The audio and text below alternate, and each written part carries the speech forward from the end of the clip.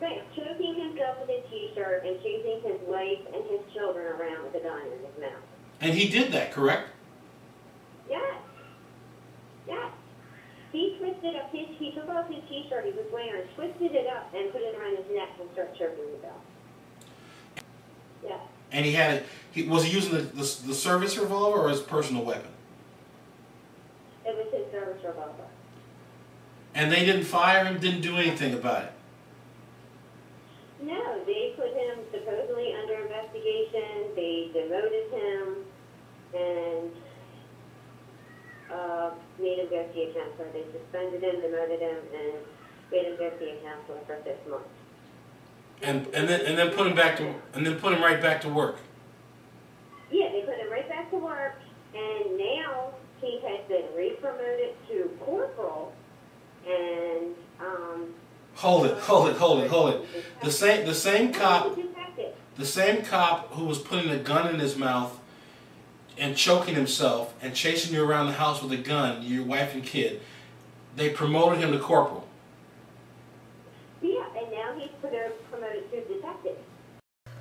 We just received this phone call this week from a housewife who is married to a police officer who has been attempting to, I guess, commit suicide and maliciously threaten his wife with his police service revolver. He's both, according to his wife, placed the gun in his mouth and placed it against her head. As well, he's run around the house on many occasions, according to his wife, attempting to choke himself with a towel. This officer was just promoted. We want to take you back to the original phone call made more than a year ago, and you can listen for yourselves and gather whether or not this is a man who ought to be wearing a police uniform. Thank you. Okay. Well, let's just briefly go over a few of the things you told me. Just go back over this thing with your husband and the gun, okay? All right. How many times did he do that? Basically, just, you know what, can you do me a favor and just walk me through the story once again? Well, each and every one of them? No, just the highlights. I mean, what I want to do is I want to take a recorded statement. I want to talk it over with my staff, and I want to see what we can do to try to address this without putting you out there and keeping your name out of it. He would only admit to doing the gun incident one time. Okay. Okay. So he does, but he does admit to doing it at least once. Yes. Okay. Well, tell me what it is that he did. Just describe what happened, and then describe for me what the police department did about it. Okay. You want me to go now? Yeah, go ahead and just tell me now. And I am recording just this part so we can have a copy so I can send it to my staff and we can go over it.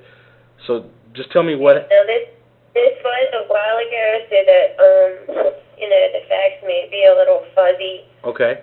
But, I can give you what I can remember. Okay, well tell me what happened. I'm going to sit here and listen. Okay, I did not trust him because he had multiple affairs on me during our marriage. And I saw him with other people, neighbors saw him with other people, my sister saw him with other people, my grandmother saw him with other people. And we got into a discussion about his adulterous affairs, and he kept saying he wasn't doing it, he didn't do it, he didn't do anything, blah, blah, blah. And I said, well, I don't believe you, and I'm not going to talk about it. And he got upset, went upstairs, got his gun out of a lockbox that we have up on the top shelf in our closet, and went back down in the basement, loaded it full of bullets, came back upstairs with the gun, put it in his mouth, started chasing me around the house with the gun in his mouth, stating to me, is this what you want? Is this what you want? I proceeded to run up the stairs to my children because our son saw what was going on, and he ran into his bedroom, my son did, stating, I'm going to go live with my mom. I can't take it anymore. I'm living with mama. How old was he was only 4. Your son was 4? He was only 4 at the time. Okay, he was 4 years old, but he knew enough to know that something wasn't right. Exactly. Okay, and he was yelling, "I'm going to go live with my mom. I'm going to live with my mom." No, my mom. Mom. My mom. Okay, got you. And your husband was. It's my mom. Okay, your husband was doing what with the gun at the time that your son made those comments? Chasing me through the house with a gun in his mouth. Was the gun loaded? Asking me. Yeah. Okay, and he's a police officer or a sheriff's deputy, correct? He said, what was the name of the department? County Sheriff's Office. Okay, County. And when did you report it? When did you report these things to them, and what did they do about it? Actually, I called him. I guess it was because I ended up, getting him to leave the house because I couldn't take it anymore. It was stressing me out, and it was a couple days later, and I just called him on his cell phone, and I told him, I said, either you call the sheriff's office and you tell him yourself to get yourself some help, or I'm calling. And after I had made that statement, I called the sheriff's office, and I believe I spoke to Lieutenant, and I told Lieutenant that I had told him to call and report it. If he did not report it, to call me back because I wanted to make a statement. And he did. I evidently call in later that night, early in the morning, and report it.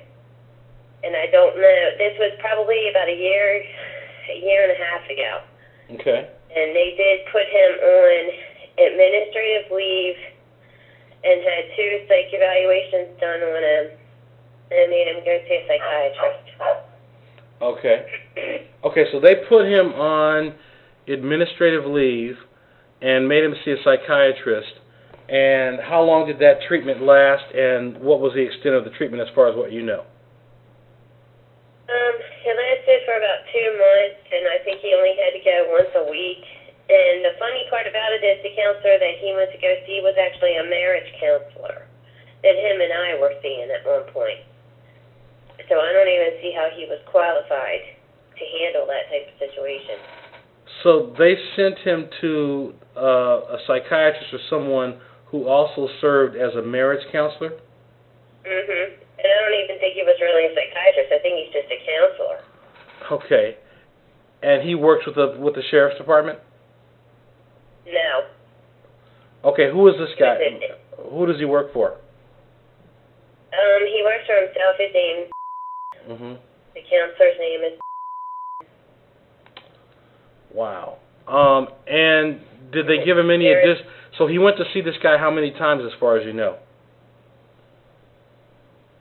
I really don't know. I mean, at least once a week for a couple of months. Okay.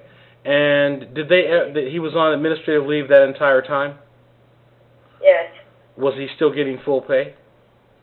I believe so. Okay. I don't think he could work overtime or anything like that, but... Okay. All right. And has he had any other psychiatric treatment that you're aware of? No. Okay. All right. And this incident where he ran around the house with a gun in his mouth, how did it finally end? How did it end up? I mean, what happened?